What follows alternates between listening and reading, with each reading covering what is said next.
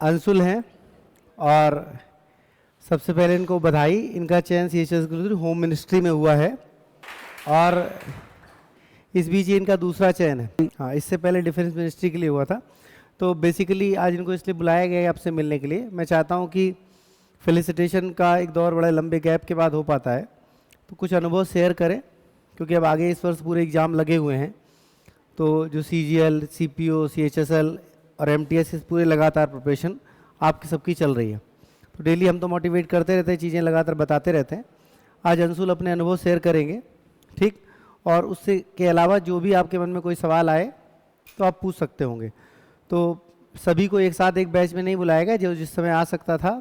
जो इस बीच चयन फेलिसिटेशन के बाद इस पिछले जनवरी और फरवरी के 2 महीनों में रिपोर्ट हुए हैं, उनको प्रयास किया जा रहा है कि आपसे मिलवाया जाए और आप एक दिन दे करके 5 मिनट में 10 मिनट में अपनी छोटी छोटी चीज़ें जो भी हैं उनको समझ लें। अगर कुछ समस्या हो तो पूछ सकते हैं, बाकी वो अपनी पूरी जर्नी शेयर करेंगे कि मतलब एक लंबे टाइम के बाद जैसे जैसे ये चलता रहता है, एक टाइम हमको ऐसा महसूस होता है कि तैयारी तो पूरी हो रही है लेकिन सिलेक्शन नहीं हो रहा। जब हम न्यूली होते हैं तब हम कौन कौन सी चीज़ों का ध्यान रखें जिससे हम अपनी परफॉर्मेंस को कंटिन्यूसली बनाए रखें और जो जो करना चाहते हैं वहाँ तक ईजिली पहुँच जाएँ। ये नहीं हो कि आज हम कुछ और सोच रहे हैं तो हमारा जो है माइंडसेट नहीं है, हम करना तो चाह रहे हैं बट वो हो नहीं रहा, रोज़ वही उतार चढ़ाव ना हो। तो इसलिए आपको ये विश्वास हो कि लगातार जो कंसिस्टेंसी से बने रहेंगे उसी से चयन होता है, एक दिन में वैसे भी कुछ नहीं होता। अंशुल। गुड इवनिंग सभी भाई और बहनों को। और मैं अपने सर को सर्वप्रथम तो नमन करना चाहूँगा, जिनकी वजह से मेरा आज दूसरा सिलेक्शन हुआ है फाइनल। इसके पहले मैंने काफ़ी सारे रिटन एग्ज़ाम निकाले हैं लेकिन फाइनल सिलेक्शन नहीं हो रहा था।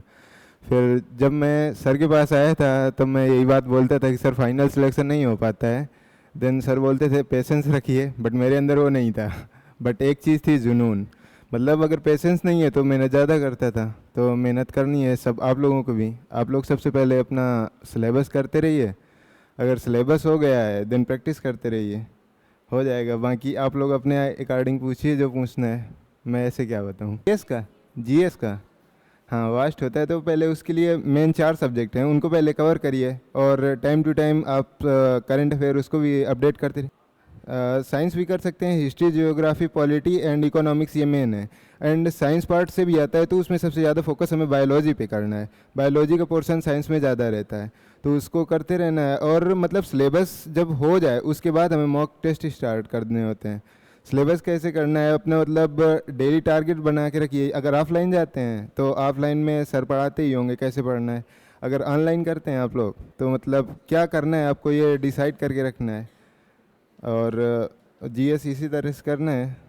जैसे पहला सवाल था कि करंट कैसे करें, बहुत सबसे सही तरीका है कि वीकली अगर आप प्लान बना लें तो सबसे सही तरीका। जैसे आपको सैटरडे इवनिंग से लेके संडे तक में इतना टाइम मिल जाता है कि चलिए कुछ भी हो तो क्लास नहीं होती।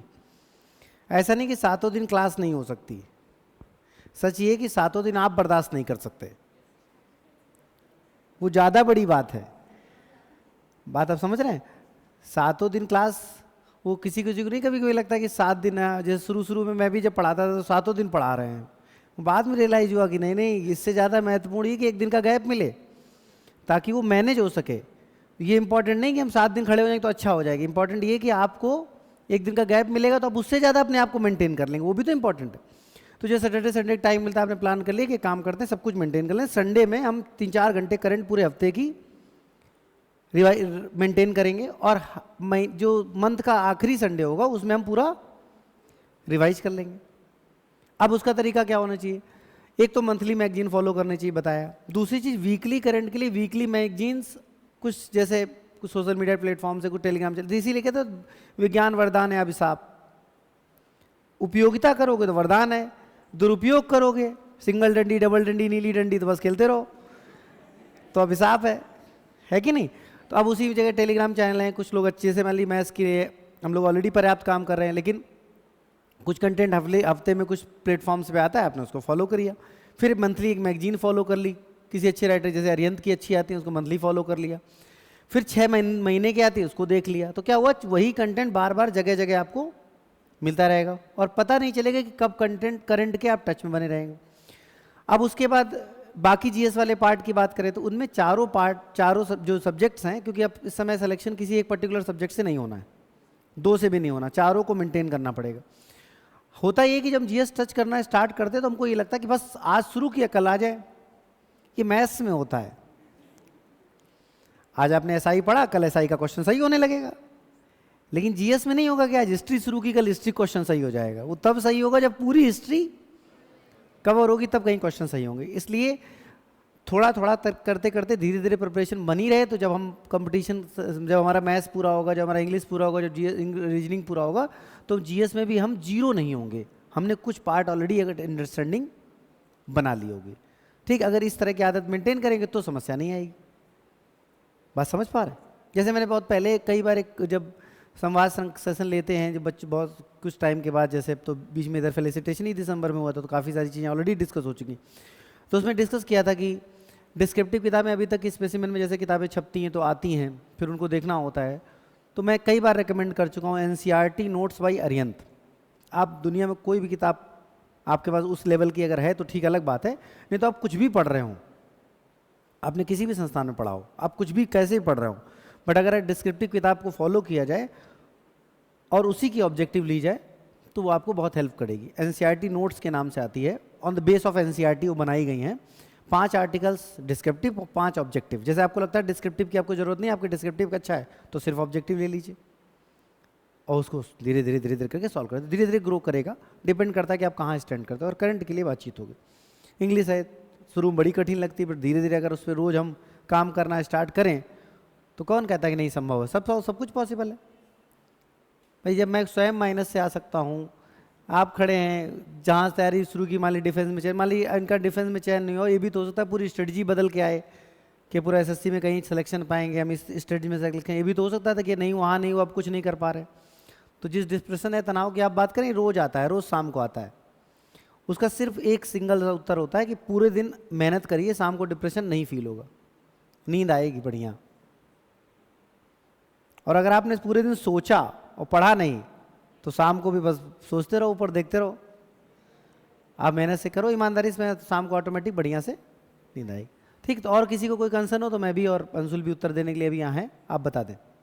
हाँ, सबसे पहले डिपेंड करता है कि आपकी क्षमता कितनी है।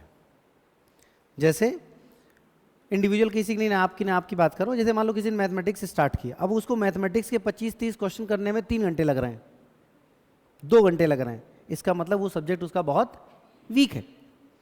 अगर सब्जेक्ट वीक है तो वो अपने आप को टाइम मांगेगा, और आज नहीं तो कल आपको टाइम देना ही पड़ेगा। विकल्प दूसरा कोई नहीं है, टाइम तो देना ही पड़ेगा। आज नहीं तो कल तो देना तो पड़ेगा, तभी वो स्ट्रांग होगा। तो जैसे एक स्ट्रेटजी आती है कि चारों सब्जेक्ट इंपॉर्टेंट है, तो चारों सब्जेक्ट की तैयारी ईमानदारी से करनी चाहिए। वैसे आप लोग काफ़ी समय हो गया ऐसा ही पढ़ रहे हैं, तो एक लंबा टाइम हो चुका है, लेकिन फिर भी मान लीजिए हम इनिशियल तैयारी की बात करें, या आज मान लीजिए आज से शुरू मानते हैं, हमारी क्षमता नहीं है कि हम चारों सब्जेक्ट मेंटेन कर पाएँ, ठीक, लेकिन हम चाहते हैं चारों मेंटेन हो जाए, तो ये उथल पुथल आती है। आप ट्राई कर लीजिए, डिसाइड कर लीजिए कि अभी हमारी कैपेसिटी मात्र 2 को मैनेज करने की है। सजेशन ये है कि चारों कर पाओ, साथ साथ दी बेस्ट है, दी बेस्ट, उससे अच्छा तो कुछ नहीं है। लेकिन जब क्षमता ही नहीं है तो चारों जब करने की, तो दी बेस्ट तो बेकार है ना। दी बेस्ट का क्या करें चारों सब्जेक्ट, जब हमारी कैपेसिटी नहीं। हमको मैथ्स के 25 क्वेश्चन करने में 3 घंटे लग रहे हैं, तो दी बेस्ट का हम करें क्या? मेरी बात आप समझ पा रहे हैं? तो आप ये डिसाइड कर लें कि हम 2 सब्जेक्ट मैनेज कर सकते हैं, और 2 में उतनी ताबड़तोड़ मेहनत करेंगे कि 6 महीने बाद हमें ये फील होगा कि इनको अगर हम अब कम टाइम भी देंगे तो भी ये मेंटेन रहेंगे, और अब हमारा टाइम बचने लगेगा, तो हम उसको दूसरे सब्जेक्ट में ऐड ऑन कर देंगे, फिर हमारे चारों चलने लगेंगे। ये नहीं होगा कि जो 2 कर लिए वो छोड़ देंगे, फिर उनको हम, जो 4 घंटे में हमारे 25 क्वेश्चन होते थे, अब हम 1 घंटे में 100 मारने लगेंगे, 50 मारने लगेंगे, तो वो टाइम हमारा बचने लगेगा और हमारी क्षमता भी इंक्रीज हो जाएगी। तब हम बाकी 2 सब्जेक्ट को ले लेंगे, या बाकी 1 को ले लेंगे। हो सकता है हमने शुरू में 3 कर लिए, तो 1 बचा था, उसको टच कर लिया। वैसे मैंने सजेशन ये रहा है कि 2 तरीके, 4 सब्जेक्ट अगर हैं, हिंदी को अगर स्टेट गवर्नमेंट के लिए अलग रख दें, वो 2 महीने का पार्ट होता है, वो अलग रखिए। तो रीजनिंग, मैथ्स, इंग्लिश और जीएस, 4 सब्जेक्ट्स आर देयर, ठीक, जिसमें 2 लॉजिकल हैं, 2 फैक्चुअल हैं, लगभग।